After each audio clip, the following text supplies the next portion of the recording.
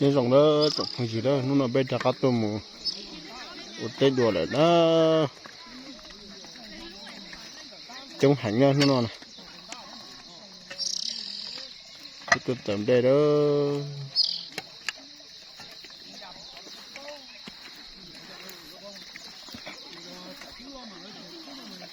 con nhện trong đột tình nhanh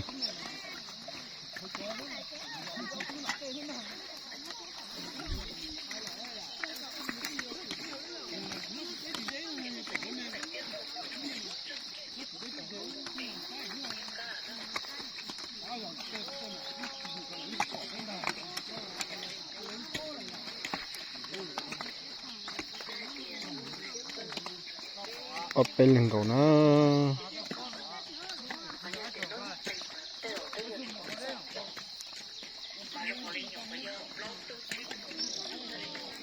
là khó tê chứ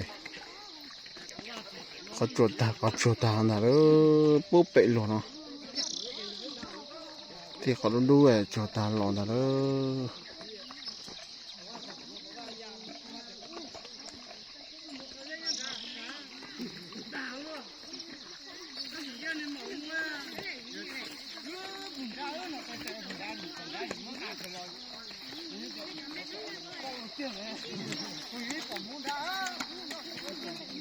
trong cả đó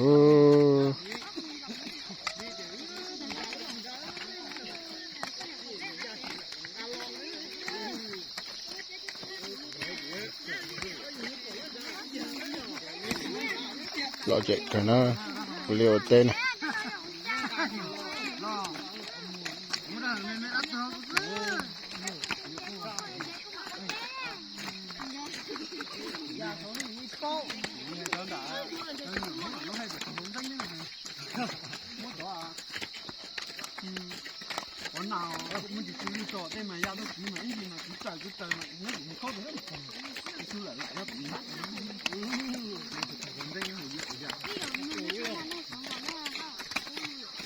trở lại này thôi nào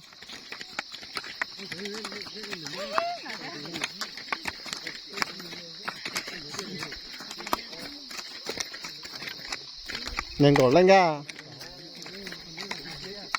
trông với ọt luôn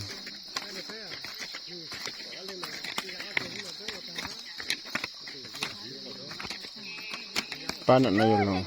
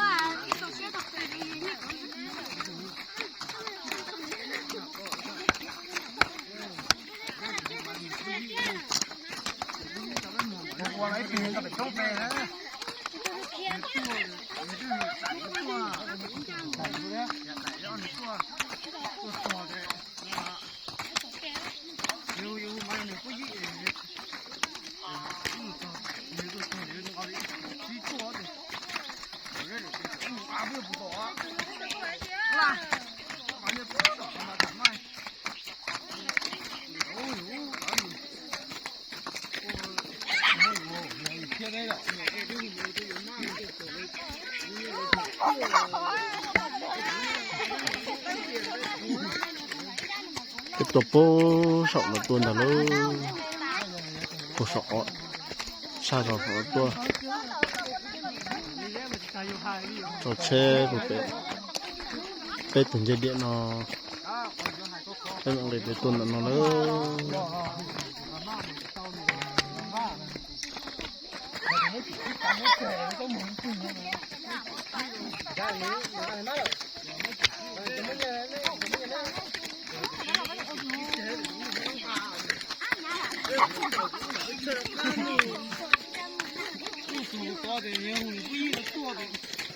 nó còn lại thứ gì rồi? Đấy, kiểu tở ra không sao? Nó còn lại không? Không được. Có gì mà quý nữa. Nữa rồi nữa. Ô nó sao cơ? Đào con với đồng nó đi chơi này. Nó sao không được kiểu đấy. Chẳng chơi đâu. Có tao nhiều cái tàu ăn này.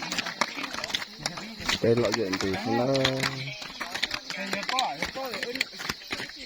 ai giờ nó lén nó chậm giờ cứ cũng là nó chỉ riêng rồi đây đây thoải mái hơn đấy nó còn nên nó lại chẳng nó hay nó cho nó thoải mái nó một lọ từ bờ lầu cho mày lần câu cái thứ lọ từ bờ lầu ta mà chỉ bỏ ra dây tôi kia lấy à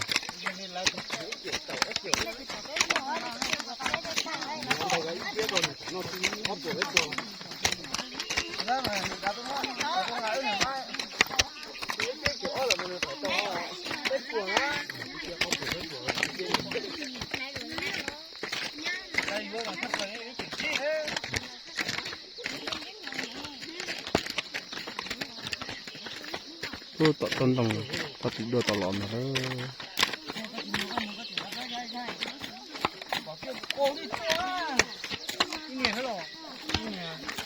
từ chú tê từ chỗ nhiên thông đập con thà đó từ chú tê